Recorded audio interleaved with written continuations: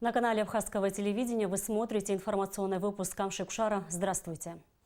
17 мая президент Республики Абхазия Рауль Хаджимба провел заседание Совета Безопасности, в ходе которого обсуждалась общественно-политическая ситуация в стране накануне очередных президентских выборов. Об этом сообщает пресс-секретарь президента Нала Авицба.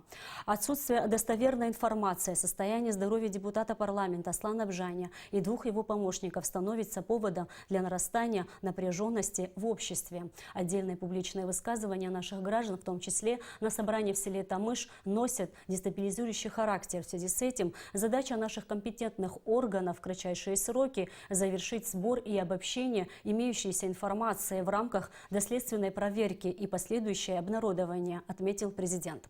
Рауль Хаджимба проинформировал членов Совбеза о том, что у него состоялся телефонный разговор с отдельными руководителями силовых структур и Совета Безопасности Российской Федерации, которые окажут всю необходимую оперативную и правовую помощь правоохранительным органам Абхазии.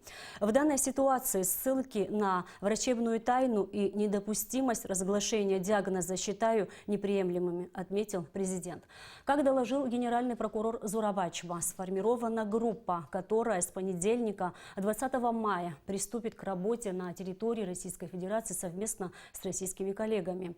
Информация, полученная в ходе этих проверок, будет представлена общественности в кратчайшие сроки. После заседания Совбеза Рауль Хаджимба провел расширенное совещание, посвященное подготовке к курортному сезону, на котором также коснулся темы сложившейся общественно-политической ситуации в стране накануне президентских выборов. Министерство по курортам и туризму Абхазии работает в плановом режиме, отметил руководитель ведомства Автандил Гарцки на совещании по подготовке к курортному сезону 2019 года. В этом году 6 фильмов об Абхазии снимет один из российских телеканалов. Цель проекта – популяризация Абхазии и формирование ее положительного имиджа, сообщил министр. Кроме того, с одним из крупных туроператоров России заключен договор, в рамках которого будут реализовываться путевки на курорты Абхазии. Для противодействия мошенникам, которые продают липовые путевки в нашу страну, запущена горячая линия, куда могут обратиться туристы и получить подробную информацию по интересующим их вопросам. Как отметил Автандил Гарцки, сейчас завершается аттестация экскурсоводов, и это также позволит улучшить качество предоставляемых услуг. Опыт показал, что к курортному сезону надо готовиться заранее и сообща. За каждым министерством и ведомством закреплены конкретные мероприятия, которые должны быть проведены в определенные сроки, подчеркнул министр. Степень нашего гостеприимства зависит от того, насколько турист в нашей стране будет чувствовать себя комфортно. Вы знаете, к нам едут туристы семьями с детьми, отдельными группами, индивидуально. Все они должны чувствовать заботу от наших профильных министерств.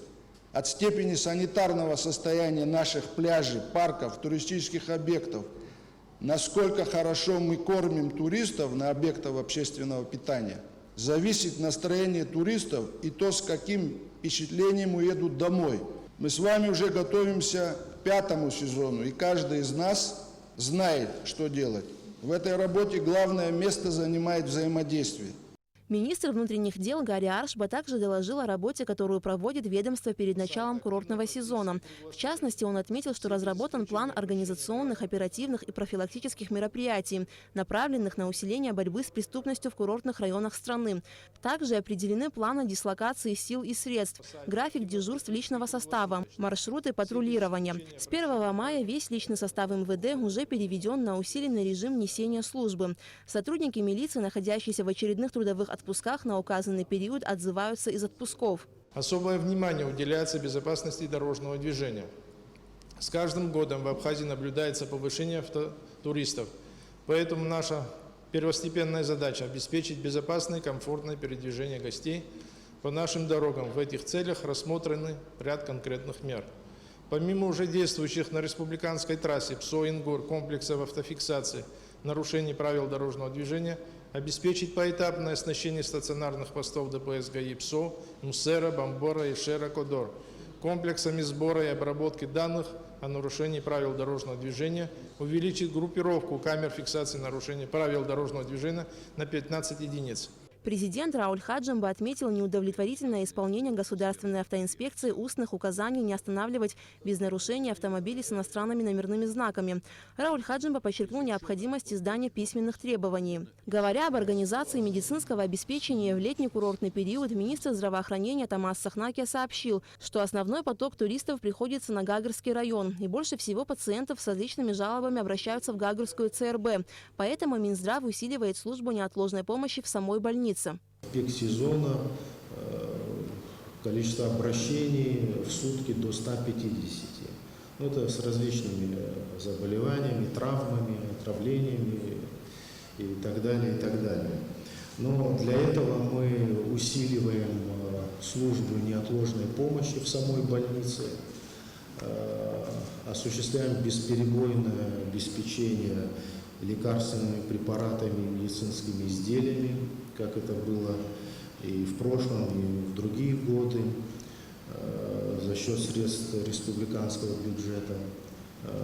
И фельдшерские врачебные бригады, поскольку количество вызовов также увеличивается за сутки до 50-60 по разным причинам. Кроме того, мы в рамках нашего бюджета обеспечили ЦРБ санитарным транспортом, оснастили его необходимым оборудованием, что позволяет осуществлять в том числе и дальние выезды. Кроме центральной районной больницы, это еще Пицунская больница и Цандрипская поликлиника. Главный санитарный врач Абхазии Людмила Скорик рассказала, что отсутствие лицензирования на объектах туристической сферы затрудняет работу Государственной санитарно-эпидемиологической службы, так как объекты введены в эксплуатацию без их участия. И устранить нарушения, допущенные на стадии проектирования, уже невозможно. В этом вопросе пора навести порядок и ужесточить контроль над объектами, которые строятся без соответствующих документов, отметил президент. Построили объект, а потом только начинаем думать, где находятся все остальные причитающиеся к этому объекту структуры, даже те же виды платежей, которые должны производиться с момента начала работ, мы их не видим. Вы посмотрите по многим этим объектам. Стройки идут, поднимаются 5-й, 7-й этаж, называя их гостевыми домами. Работают люди, никаких подоходных налогов, ничего нет. Я уже не говорю о других видах налогов.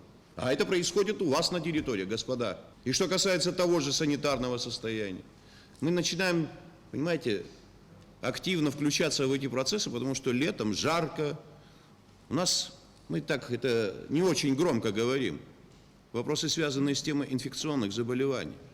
Хотите вы этого или нет, они присутствуют. Вопросы обеспечения наших инфекционных больниц, создание условий для того, чтобы принимаемые туда люди летний период были обеспеченными лекарственными препаратами, вопросы надлежащей работы самих медиков в этих структурах. Все это должно быть на жестком контроле у вас. Министр по налогам и сборам Даур Курмазия сообщил о трудностях сбора налогов в туристическом бизнесе. Самое низкое налогообложение в сфере экскурсионного обслуживания, отметил министр. Причина этому – недобросовестная конкуренция. Одна из причин – это недобросовестная конкуренция, это вопрос использования автотранспорта и посещения объектов общественного питания и торговли. Наличие теневых взаимосвязанных оборотов между этими объектами. И поэтому кто-то может себе позволить по цене себестоимости осуществлять экскурсионное обслуживание. Но помимо этого, у нас неоднократно проводились совместные проверки с Министерством по курортам и туризму в прошлом году. Мы установили тот факт, что часто не выполняются условия проведения экскурсий, наличие экскурсионной путевки как обязательное условие. Из 80 экскурсионных фирм, получивших лицензию, легально могли бы работать только 40. На совещании также выступили главы администрации городов Гагра, Пицунда и Новый Афон, которые рассказали о том, насколько главные курорты Абхазии готовы к встрече туристов. Феликс Даути отметил, что Новый Афон готов к туристическому сезону. Что касается Гагры и Пицунды, то здесь есть некоторые проблемы. В основном они связаны с состоянием дорог, вопросами водоснабжения и санитарного состояния. Итоги совещания подвел президент. В частности, дал указания соответствующим структурам осуществить ямочный ремонт дорожного полотна в Пицунде. Глава Глава государства также подчеркнул необходимость более строгого контроля за ввозимыми через государственную границу продуктами питания. Министерству внутренних дел поручено усилить работу по пресечению фактов незаконного использования животных в туристическом бизнесе. Государственному управлению по транспорту и Министерству по налогам и сборам поручено строго отслеживать ситуацию с использованием лицензий на перевозку пассажиров и грузов через абхазско-российскую границу. Говорить о том, что у нас в этой сфере все плохо, наверное, неправильно. Не то, что не наверное, а неправильно. Многое, что сделано, хочется, чтобы было больше, но не все зависит иногда и от нас. Есть определенные факторы, которые влияют и на нашу ситуацию внутри страны. Что касается работы той же ГАИ, это не только россиян. Не имеете вы права останавливать машины, если он едет в соответствии с правилами, которые существуют у нас в республике. На каком основании должны останавливать этих людей? Тем более, я еще раз говорю, гостей, которые едут по нашим трассам, не нарушают. Теперь, что касается границы. Вы говорите о том, что у нас на границе все идеально, все хорошо. У нас на границе не все идеально, ребята. У нас на границе, начиная от внешнего вида и взаимоотношения, которые возникают между теми, кто приезжают, и нашими людьми, которые, это не только пограничников касается, это касается всех. Всех структур, которые находятся на границе. Мы зачастую не умеем разговаривать. Мы нормально «здравствуй» сказать, «добро пожаловать» сказать не можем. Что касается тех же грузов, которые перевозим мы в этот период, и не только в этот период, я просил бы и таможенное руководство, и всех тех, кто имеет отношение к этим процессам, осуществлять соответствующий контроль за ввозимыми, особенно продуктами. Потом не будет того, о чем говорили здесь представители госстандарта и санэпидстанции. Не будет таких тонн баранины, таких тонн рыбы, которыми травят и наших людей, и отдыхающих. Надеюсь, что сезон будет у нас получше. Здесь было отмечено, в прошлом году был чемпионат мира, но при этом удалось выйти из труднейшего тогда положения. Успехов вам всем! В завершении совещания президент отметил, что в республике с каждым годом расширяется ареал туристической активности. Задействуется все больше городов и районов. Туристическая сфера приносит большие средства в бюджет, и поэтому необходимо поэтапно улучшить эту сферу. Аля Катрапш, Алексей Гухава, Ильдар Дамиров. Абхазское телевидение. На совещании, посвященном подготовке к курортному сезону, президент также коснулся темы сложившейся общественно-политической ситуации в стране накануне президентских выборов. В последние дни у нас очень активно в Абхазии обсуждается одна тема. И мы должны сопереживать с этой ситуацией. Но жизнь государства продолжается. И всякого рода домыслы, догадки – это не дело людей, которые далеки от всех этих процессов. Есть соответствующие службы, даны соответствующие поручения, занимаются не только представители наших государственных структур, а мы попросили и наших коллег, с которыми у нас есть соответствующие соглашения, содействовать этому процессу. Будут результаты, все будет известно. Поэтому не нужно нам создавать определенных сложных проблем. То, о чем говорилось здесь. Выборы, будут ли сложно? Слушайте, а что, выборы у нас когда-то либо были простыми, не всегда сложными. Ну давайте сдержаннее относиться, давайте друг к другу с уважением подходить к решению этих вопросов. Мне, как главе государства, больше всего как раз-таки и хотелось бы, чтобы был бы покой и мир на нашей земле. Сотрудники госстандарта раскрыли масштабную махинацию с незаконным оборотом просроченной продукции.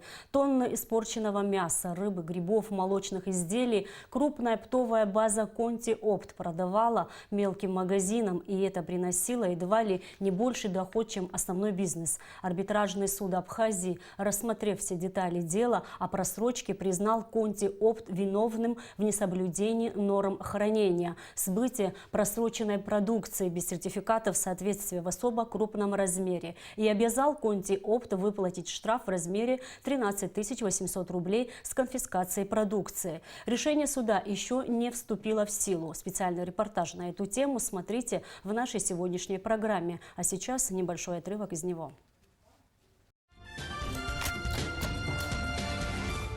В ходе плановых проверок Госстандарта Республики Абхазия отделом потребительского надзора в розничной сети торговых объектов, реализующих продуктов питания, были выявлены факты поставки просроченных продуктов питания оптовыми поставщиками.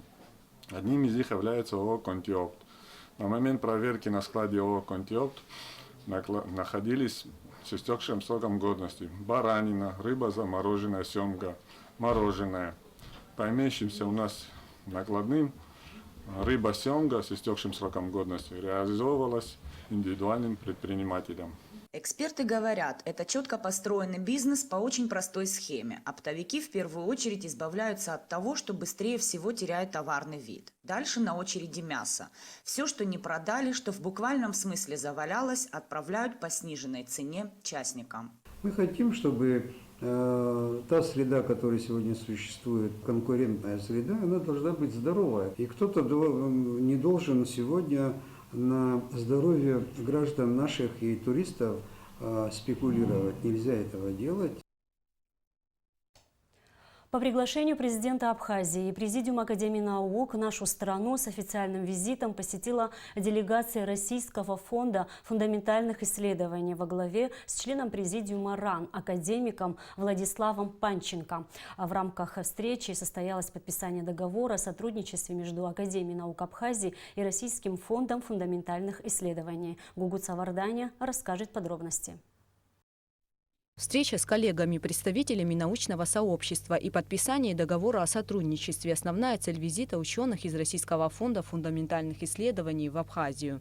РФФИ сотрудничает с более чем 40 странами мира, в том числе и с нашей страной, что, безусловно, имеет большое значение для Академии наук Абхазии. Президиум, АНА и подведомственные ей институты сотрудничают с целым рядом учреждений Российской Федерации. Еще в 2005 году было подписано соглашение с Российской Академией наук. В 2009 году первое соглашение с РФФИ, а в 2010 году с РГНФ. Наиболее эффективно и результативно это сотрудничество проходит через совместные проекты РФФИ АНА. Мы придаем такому формату сотрудничества особый смысл для развития науки в Абхазии в контексте научного пространства Российской Федерации. И не только. В рамках встречи состоялось подписание соглашения о сотрудничестве между двумя научными учреждениями – Академией наук Абхазии и Российским фондом фундаментальных исследований. Подписи под документом поставили президент АНА Зураб Джапуа и председатель РФФИ Владислав Панченко.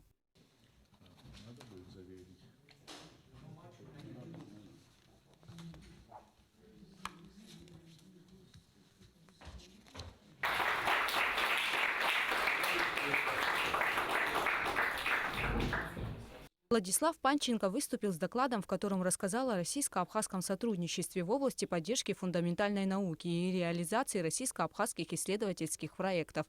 Он также рассказал о деятельности фонда, который он представляет. Поддержка научно-исследовательских работ по всем направлениям фундаментальной науки, содействие повышению научной квалификации, развитие научных контактов, в том числе поддержка международного сотрудничества в области фундаментальных исследований. Все это основные направления работы РФФИ. 27 апреля 2019 года нам исполнилось 27 лет. Вот примерная статистика фонда, очень коротко. Это более 70 тысяч ученых получили поддержку своих исследований. Через фонд большая часть ученых, я об этом еще дальше скажу, она как бы прошла, была поддержана. Тем самым фонд доказал делом, своей работой, свою правильность. В завершении встречи представители Академии наук Абхазии и Фонда фундаментальных исследований России обменялись памятными подарками. Кроме того, ряду ученых АНА были вручены дипломы академиков Академии наук, членов-корреспондентов и иностранных членов Академии наук Абхазии. Гугут Савардания, Руслан Орлов, Абхазское телевидение.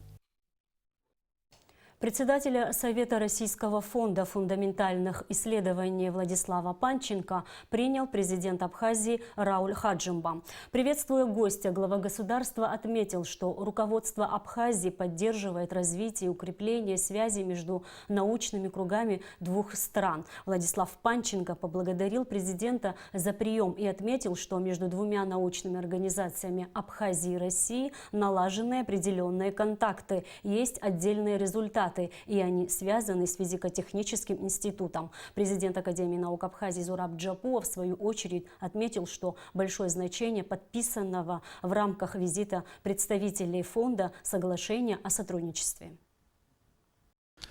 Мы все эти годы старались сохранить наши контакты, о которых вы говорите. И, вообще-то говоря, уже 10 лет мы, может быть так скромно, но тем не менее продолжаем совместные работы.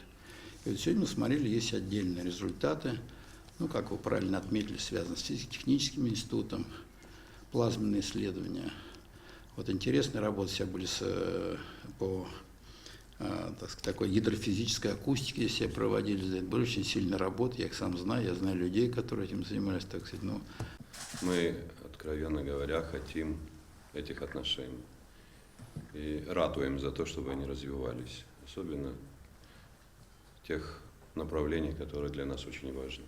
Учитывая те предыдущие контакты, те отношения, которые были еще при Советском Союзе, здесь была достаточно серьезная база научная, которая позволяла совершенно по-другому Абхазии выглядеть.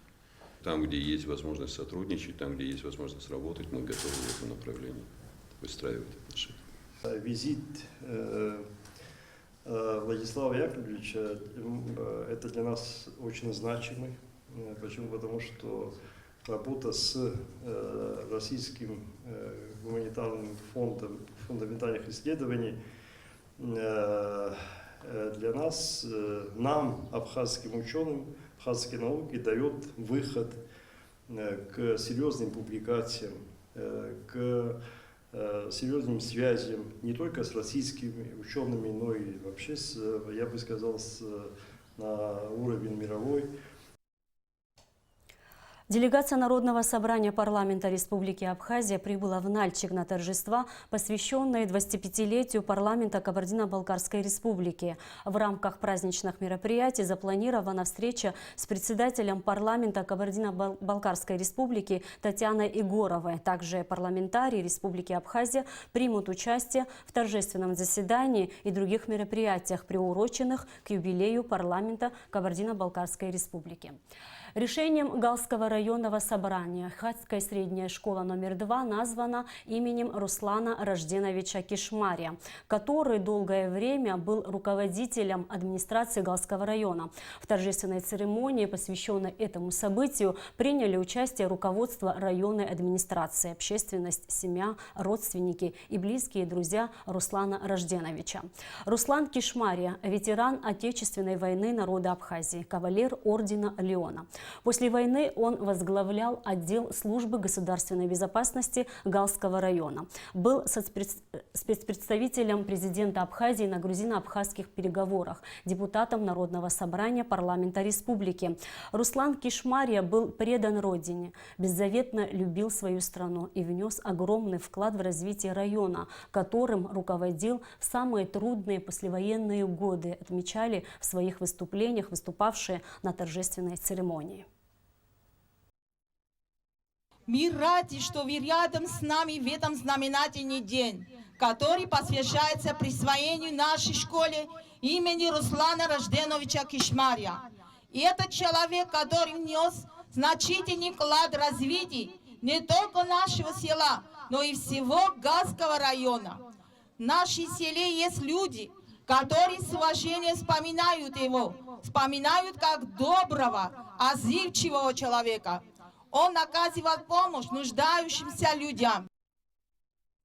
В Сухумской 4-й средней школе имени Дмитрия Гулия прошла церемония награждения победителей Республиканской олимпиады, учащихся старших классов. Министерством образования и науки совместно с Абхазским государственным университетом с 24 по 29 марта была проведена предметная олимпиада среди школьников младших и старших классов республики, в которой приняли участие 796 учеников, из них 521 участников 9-11 классов. На награждение победителей Олимпиады и для вручения призов были приглашены организации: Республиканское унитарное предприятие «Черноморэнерго», Абхазский институт гуманитарных исследований, Абхазское государственное издательство, Ритинский реликтовый парк, Институт экологии и Академии наук Абхазии и ПИТ-АНА, Сухумский офис детского фонда ЮНИСЕФ, представительство Россотрудничества в Абхазии. Всю свою жизнь она посвятила образованию. Мы можем сказать, что она была большим педагогом, человеком с большой буквы и патриотом.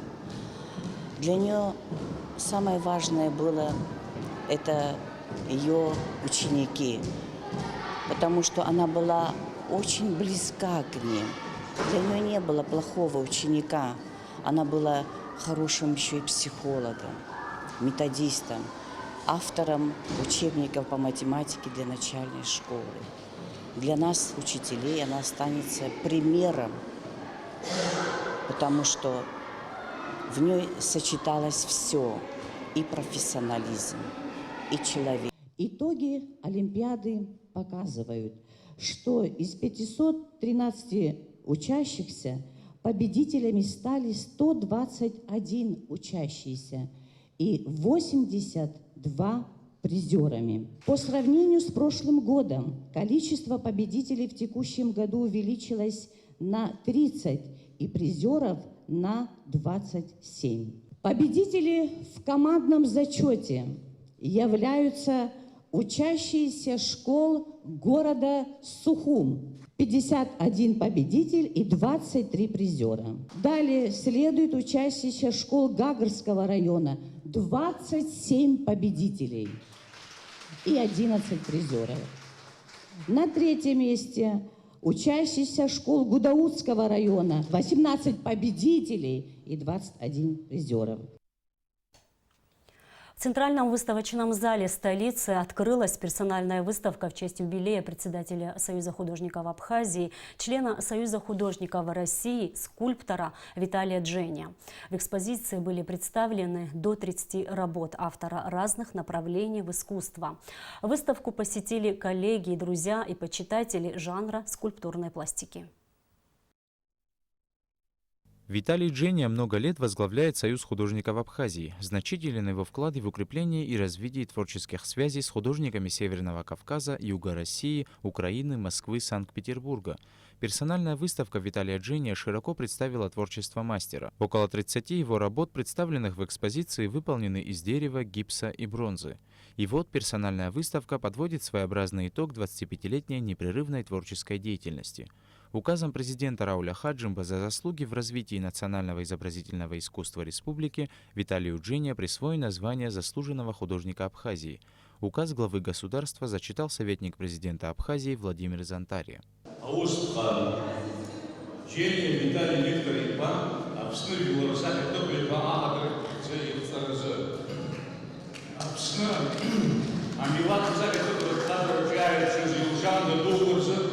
Ейцердер скульптор, абсенсака такой человек был хандею, дермит, эсэфи покули, спорт перед премией лауреат, Джения Виталий Виктор Ипаев Цазай, абсенсака зака такой хан, адерцы,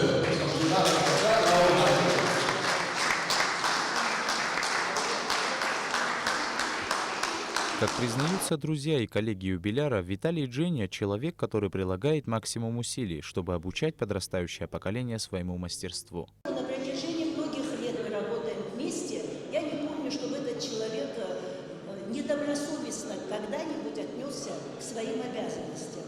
Помимо того, вот как оценить эту выставку, вы знаете, вот когда ее смотришь, довольно малая скульптура. скульптура. Ну до чего она великолепна, до чего она красива, летящая какая-то, восхваляющая красоту женщины и вообще красоту бытия. Вот бесконечность. Она говорит о том, что жизнь, она бесконечная, она всегда прекрасна. Виталий Джения также автор произведений в открытой среде. Среди них скульптуры Владислава Ардзенба, памятник павшим героям Великой Отечественной войны 1941-1945 годов в селах Турипши и Татаро-Абхазская, барельеф «Муза» в Доме культуры села Члоу, памятник турецкому писателю Саиду Фаюку в турецком городе Адапазар. Его работы 4 раза были признаны лучшими работами года.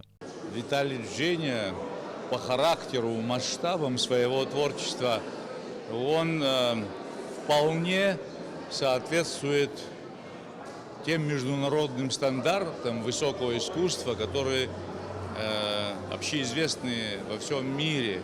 Он очень тонко и глубоко разбирается в особенностях жанров, и особенно в скульптуре. Те же женские образы, та же тема любви, насколько утонченно подает он эти образы и сколько в них психологии заложено, внутреннего мышления, внутреннего мира, нюансов, переживаний человека. Виталий Джения занимается творческой деятельностью более 45 лет. Он отмечает, что в его работах главенствующее место всегда занимает образ матери. Вот когда человек голодный, организм требует пищу. Если не дашь, организм тебя мучает. И художник тоже что-то должен его так постоянно дергать, чтобы он имел потребность создавать. С любовью надо относиться к своей профессии, любить и делать духовную культуру своего народа.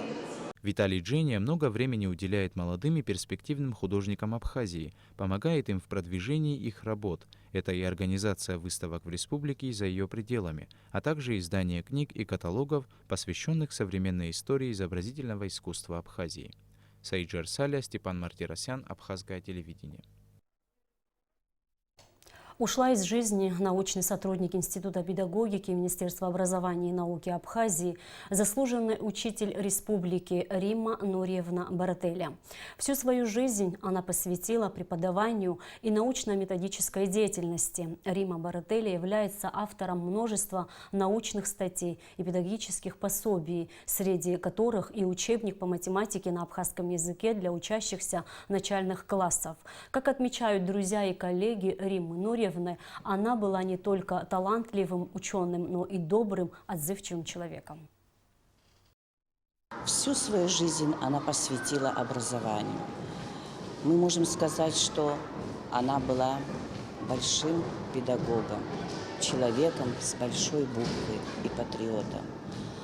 Для нее самое важное было это ее ученики, потому что она была очень близка к ним.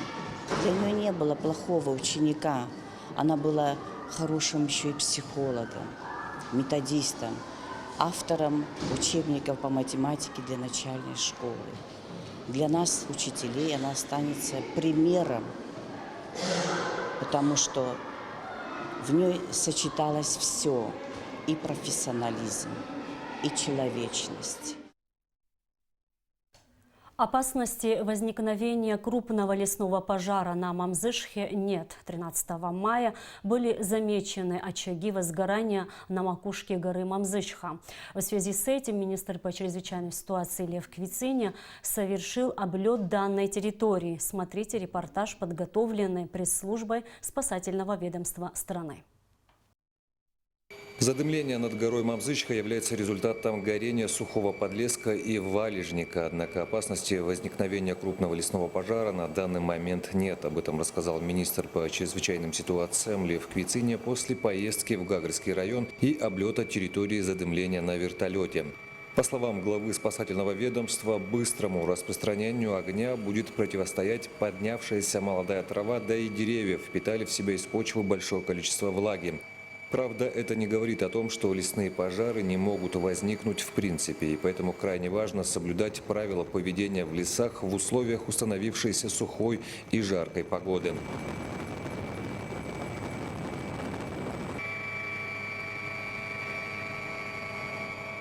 Во время поездки министра по чрезвычайным ситуациям состоялась встреча в администрации района, где помимо пожаробезопасности в горной части затрагивались и вопросы подготовки к курортному сезону. В частности, речь шла об организации и функционировании спасательных постов в местах купания граждан и гостей республики. Как известно, создание подобных постов находится в компетенции районных администраций. МЧС Абхазии как надзорный орган в то же время готов и оказывает всяческое содействие в данном вопросе. И поэтому речь шла о координации действий по обеспечению безопасности на воде.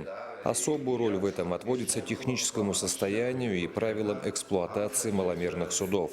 С этого года существенно увеличены полномочия Государственной инспекции по маломерным судам МЧС Абхазии в части контроля в использовании скутеров, моторных лодок, гидроциклов и иных видов маломерных судов. На встрече обсуждены конкретные меры по широкой проблематике безопасности в разгар курортного сезона и намечен ряд первоочередных мероприятий по реализации принятых мер.